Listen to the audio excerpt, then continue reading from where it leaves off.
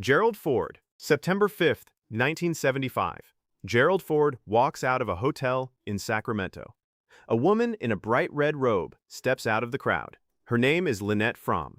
She's a devoted follower of Charles Manson. She pulls a .45 caliber pistol from her robe, points it at Ford's stomach from 2 feet away, and pulls the trigger. The gun is fully loaded, but she forgot to rack the slide. No round in the chamber. Secret Service tackles her before she can blink. Ford gives a confused thumbs up and walks off like nothing happened. 17 days later, San Francisco. Ford steps out of the St. Francis Hotel. Another woman, Sarah Jane Moore, is 40 feet away in the crowd. She fires a .38 revolver. The first shot whizzes past Ford's ear. He flinches. She crouches for a second shot. Enter Oliver Sipple, retired Marine. He sees her aiming, lunges, and grabs her arm just as she fires again. The bullet goes wild, hits a taxi, ricochets off a lamppost, and strikes a 42-year-old bystander named John Ludwig directly in the groin. Ludwig survives. Ford is untouched. 2 attempts, 17 days, 0 hits. Ford later jokes, "Next time, I'm taking the bus." Donald Trump, July 13th, 2024. Butler, Pennsylvania. Donald Trump is mid-sentence on stage when a 20-year-old named Thomas Matthew Crooks lines up a shot from a rooftop. 150 yards, 8 rounds, 1 target. The first round grazes the top of Trump's right ear. If his head had been tilted a fraction of an inch left, that bullet enters his skull. He drops flat. Secret Service swarms him like a human blanket. 3 seconds later, he's on his feet. Blood drips down his cheek. His ear is torn.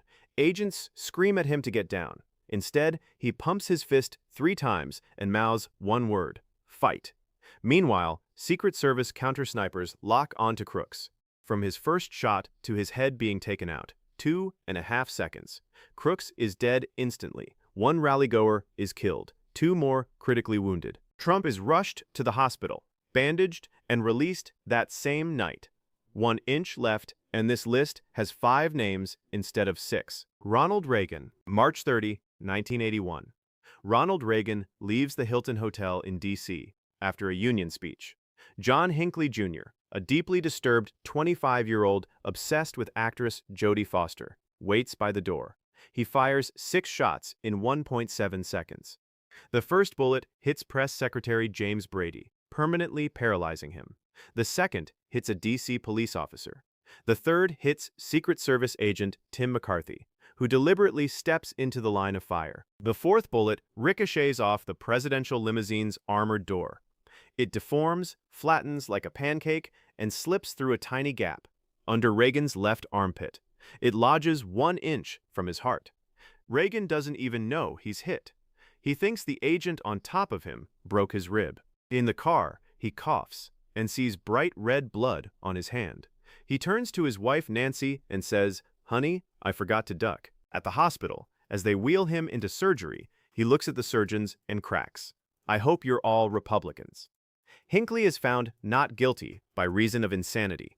Reagan recovers in 12 days, 1 inch. That's all it was. Theodore Roosevelt, October 14, 1912, Milwaukee, Wisconsin. Teddy Roosevelt is running for a 3rd term as a third-party bull moose.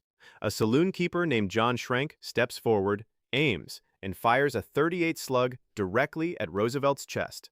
The bullet slams into him. But Roosevelt doesn't go down. He doesn't even drop his hat. Why? Because in his breast pocket is a 50-page speech, folded thick. Behind that, a metal eyeglass case. The bullet tears through the paper, deforms against the steel, and lodges against his rib. It never enters his lung. Roosevelt, a trained big-game hunter, coughs into his palm. No blood. He knows his lung is intact. So what does he do? He waves off security, climbs onto the stage, and pulls out the bloodied, bullet-torn speech. He adjusts his glasses and says, "Ladies and gentlemen, I don't know whether you fully understand that I have just been shot, but it takes more than that to kill a bull moose." Then he speaks for 90 minutes. 90 minutes with a bullet in his chest, blood slowly soaking his vest. He gestures, he yells, he rants, then he walks to the hospital. Doctors decide it's safer to leave the bullet in. It stays there for the rest of his life, 7 more years. Schrank is declared insane. His excuse, the ghost of William McKinley told him to do it. Harry Truman, November 1, 1950. The White House is under renovation, so Harry Truman is living across the street at Blair House. Two Puerto Rican nationalists, Colasso and Torresola, want to kill him to spark a revolution. They don't use stealth. They walk straight up the front steps and start shooting. Torresola is a crack shot. He drops one guard, then another. He's clearing the entrance like a video game. Meanwhile, Truman is upstairs in his pajamas. Actually looking out the window at the muzzle flashes, guard Leslie Coffelt is on the ground, 3 bullets in his chest and stomach. Torresola steps over him, 2 feet from the front door. And Coffelt, mortally wounded, does something inhuman. He pushes himself off the ground, steadies his pistol against a tree, and fires one single shot directly between Torresola's eyes. He drops dead instantly. Colasso is tackled and captured. Coffelt dies 4 hours later, but not before saving the president. Truman puts on a robe, cancels his afternoon nap, and signs some paperwork. Colasso spends 29 years in prison. Jimmy Carter pardons him in 1979. 1 guard, 1 bullet, 1 president. Andrew Jackson, January 30, 1835. Andrew Jackson leaves a funeral at the Capitol.